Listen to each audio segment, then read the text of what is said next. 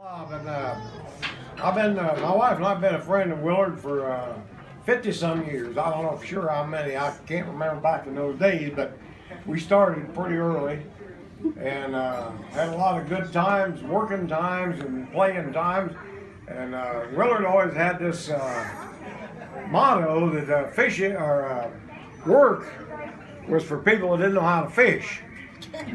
And he was a great fisherman. He was going to Florida some of the years in the 80s when we were going, and we had some real good fishing trips and a lot of fun in Florida with them. And I want to tell you one little story that happened down there in I don't know what year it was, 80 something. We went out fishing. We'd always go out in his little boat and go out in the shallow water. There was hundreds of acres of shallow water down there in the Gulf. And sometimes you had to watch, and you'd run aground, and you had to pay attention. And he knew all the holes, and he knew all the shallow water to stay away from, and where the fish were most days. And anyway, we were out one day, and I believe he and I and maybe one other guy, I can't remember all the details. It's been a while. And anyway, we were catching some trout, mostly. Pardon me? Cal Hutchins. Cal Hutchins was with us. I'd forgotten the guy's name, but yeah. And so we were fishing for these little trout that had to be about 14 inches, I believe, at that time to be legal. And we caught quite a few keepers and had a pretty good day going.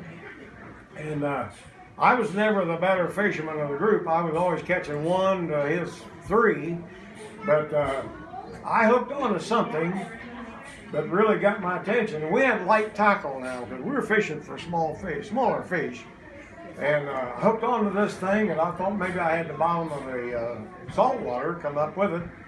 But fought it to keep from breaking off because it was something I wanted to see what it was. So we wrestled that thing and finally got it up to maybe from here to that table where you could see it, and it was the color of a big old catfish. And I thought that's what it was, not being a guy that was savvy with saltwater fishing that much. I said, oh, it's a big old catfish. And we got a little closer, and Willard said, no, he said it's a cobia, which is a fish that normally don't come into the shallow water, right? Normally you have to go out 40 feet of water to get a cobia. And they're highly protected. They got to be, I don't know how big, but they got to be big before you're allowed to keep them. This is my looking back, finding out all the information. But we brought the thing on the boat somehow with Willard's net, I guess, and got it in the boat and wrestled around and got it off the line. And I said, was this thing legal? I said, I'd like to be able to keep this on. Willard said, oh yeah. That's plenty big enough, and it was probably, I don't know. How big? It was, 31 inches. I was going to say 30, but you're probably right on the money. It was 30 or 31 around that, and I've never seen anything like it. And Willard said, yeah, he said, these are really super good smoked, and you ought to try to get it smoked. So we took them into the dock, took it to his house, cleaned it. Willard cleaned it, which he always did. All I got to do was bury the heads.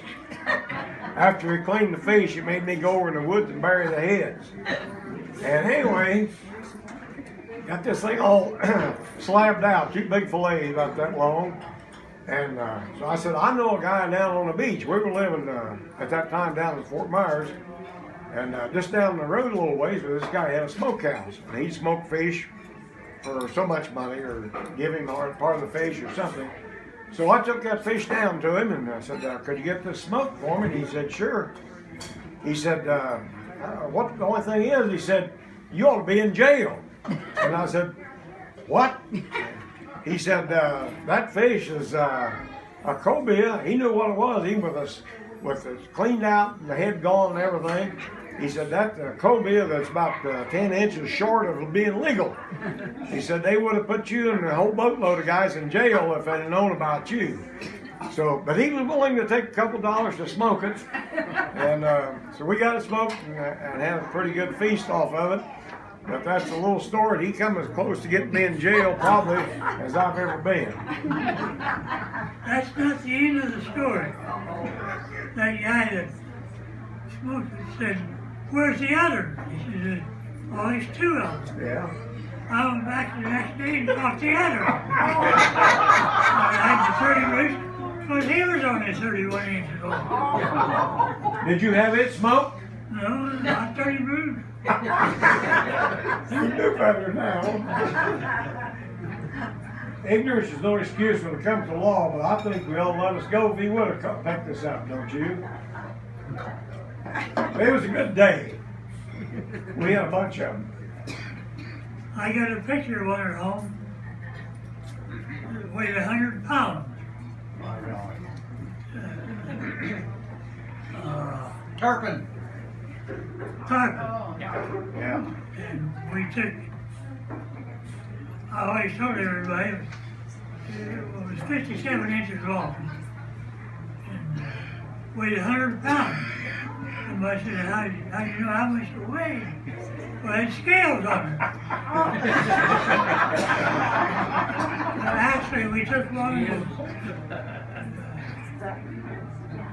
scales, which is that big around.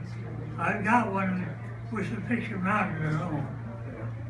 And we took the scale to an Ethiopist, which is a fish expert. He gave him the measurements. He said it was 7 years old and weighed between 95 and 105 pounds. 40 to 45 minutes to land it. Willard's probably caught enough fish to, I'd say, fill us a room. Maybe more than one time. Fish fries at church. I always said he wasn't worth much of anything else, only to be a fisherman. But he wasn't too bad a guy. I think he's had a time or two, maybe he embellished some of these fish stories. I was suspicious. But whenever you go fishing, he'd always come back with the biggest fish and the most fish. Make you feel like you needed to learn how to do it. Yeah.